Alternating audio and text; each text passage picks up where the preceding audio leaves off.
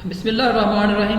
अस्सलाम वालेकुम viewers. Introduction to C plus plus programming series के साथ मैं हूं मोहम्मद सफदर डोगर।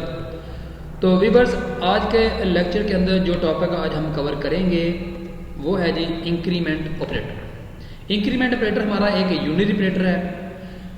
तो देखते हैं कि इंक्रीमेंट ऑपरेटर को हम सी प्लस के अंदर कैसे यूज़ करते हैं। ये इंक्रीमेंट ऑपरेटर काफ़ी सारी प्रोग्रामिंग लैंग्वेज, जितनी भी प्रोग्रामिंग लैंग्वेज है उसमें काफ़ी यूज़ होता है। और इंक्रीमेंट ऑपरेटर समझ लें कि आपका काफ़ी इंपॉर्टेंट यानी कि समझ लें कि एक टॉपिक है, क्योंकि इंक्रीमेंट ऑपरेटर आप थ्रू आउट इसको यूज़ करते रहेंगे और काफ़ी सारे प्रोग्राम या प्रोजेक्ट के अंदर इसका इस्तेमाल नहायत ही ज़रूरी होता है। कई प्रोग्राम जो है ना इंक्रीमेंट ऑपरेटर के बगैर आप कर ही नहीं सकते। तो स्टार्ट करते हैं इसको। The increment operator is used to increase the value of a variable by 1। Increment operator का क्या काम होता है कि आपके किसी भी वेरिएबल की वैल्यू में एक इजाफा कर देगा। मसलन अगर आपकी वेरिएबल की वैल्यू जो है ना 10 है, तो अगर आप उसमें इंक्रीमेंट का ऑपरेटर लगा देंगे तो वो कितनी हो जाएगी, 11 हो जाएगी। It is denoted by the symbol plus plus, यानी कि डबल प्लस का साइन जो है ना वो यूज़ होता है इंक्रीमेंट के लिए। It is a unit operator and work with single variable. तो ये एक समझ लें कि आपका इंक्रीमेंट ऑपरेटर जो है ना वो आप कह सकते हैं कि आपका यूनिट ऑपरेटर है, और यूनिट ऑपरेटर जो है ना उसके लिए आपको समझ लें कि सिंगल वेरिएबल चाहिए। The increment operator can not increment the value of constant and expression. किसी कांस्टेंट वैल्यू में इंक्रीमेंट नहीं करेगा और किसी एक्सप्रेशन में भी इजाफा नहीं करेगा।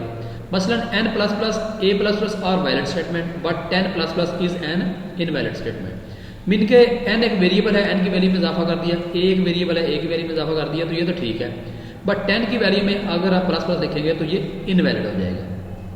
Similarly a plus B whole increment over increment whole a plus B are invalid statement, यानी कि अगर आप किसी एक्सप्रेशन में इसको यूज़ करेंगे तो वो भी समझ लें आपका इनवैलिड हो जाएगा।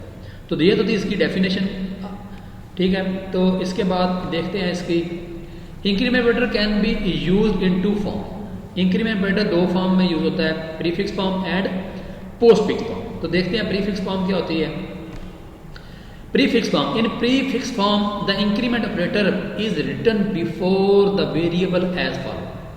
मीन के अगर आप प्रीफिक्स फॉर्म यूज कर रहे हैं तो इसमें क्या होता है कि आपका जो ऑपरेटर होगा तो वो आपको पहले लिखना पड़ेगा, यानी कि इंक्रीमेंट का ऑपरेटर आपको पहले लिखेंगे और आपका वेरिएबल बाद में आएगा। जैसे मैं कहता हूँ int a is equal to 10 है, ये मैंने एक वेरिएबल डिक्लेयर किया जिसकी डाटा टाइप इंटीजर है, a उसका नाम है, उसको वैल्यू साइन होगी, हमने 10 उसको वैल्यू इनिशियलाइज करा दी है। प्लस प्लस a ये हमारी एक increment form sorry prefix form है।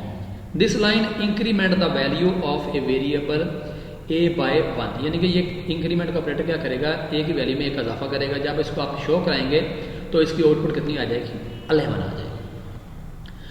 तो यानी कि ये क्या करेगा, इंक्रीमेंट का ऑपरेटर a की वैल्यू में एक का इजाफा कर देगा। इसी तरह हमारी पोस्ट फिक्स फॉर्म क्या होता है, in postfix form the increment operator is written after the variable as follow. यानी कि आप अगर पोस्ट फिक्स फॉर्म यूज करना चाहते हैं तो आपका इंक्रीमेंट ऑपरेटर वेरिएबल के बाद में लिखा जाएगा। जैसे मैंने int a is equal to 10 किया, उसके बाद a प्लस प्लस, यानी कि वेरिएबल पहले आएगा और इंक्रीमेंट का ऑपरेटर बाद में आएगा।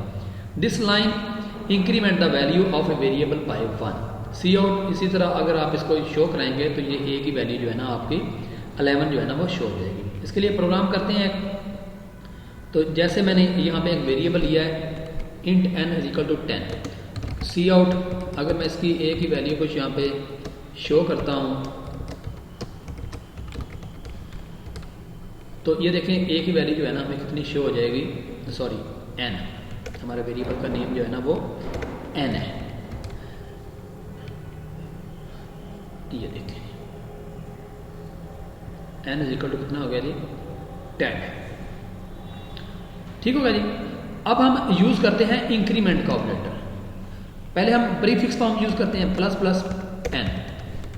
अब अगर मैं n की वैल्यू को शो कराऊंगा तो ये देखें, तो ये वैल्यू में एक का इजाफा कर देगा और आपकी वैल्यू जो है ना वो कितनी शो हो जाएगी, आपकी वैल्यू जो है ना वो 11 शो हो जाएगी। n इज इक्वल टू 10 है और यहाँ पे n की वैल्यू 10 शो हो जाएगी, उसमें आपने एक का इजाफा कर दिया तो उसकी वैल्यू कितनी हो जाएगी, 11 हो जाएगी। ये तो हमारी प्रीफिक्स फॉर्म थी। इसको अगर हम इंक्रीमेंट ऑपरेटर को n के बाद में लिख देंगे, यानी कि वेरिएबल के बाद में लिखेंगे, तो ये मेरी पोस्ट फिक्स फॉर्म हो जाएगी। तो इसमें भी रिजल्ट आपको सेम ही रिजल्ट जो है ना आपको शो हो जाएगा। ठीक हो गया। तो यानी कि n इज इक्वल टू 10 है, n इज इक्वल टू 11 है। अब प्री फिक्स फॉर्म और पोस्ट फिक्स फॉर्म में आपका रिजल्ट तो सेम ही आ रहा है, तो फिर इसमें डिफरेंट क्या है? तो इस टॉपिक को हम अगले लेक्चर में कवर करेंगे। तो आज के लेक्चर को यहीं पे एंड करते हैं। उम्मीद है कि आपको इंक्रीमेंट ऑपरेटर की समझ आ गई होगी। अगर फिर भी कोई क्वेश्चन देर में रेज हो रहा हो तो उसको कमेंट्स में डाल दें, तो इंशाल्लाह उसका आंसर आपको दिया जाएगा। तो मेरे चैनल को सब्सक्राइब करते रहें ताकि मेरी हर आने वाली वीडियो की अपडेट आपको प्रॉपर मिलती रहे। ओके बाय, अल्लाह हाफिज़।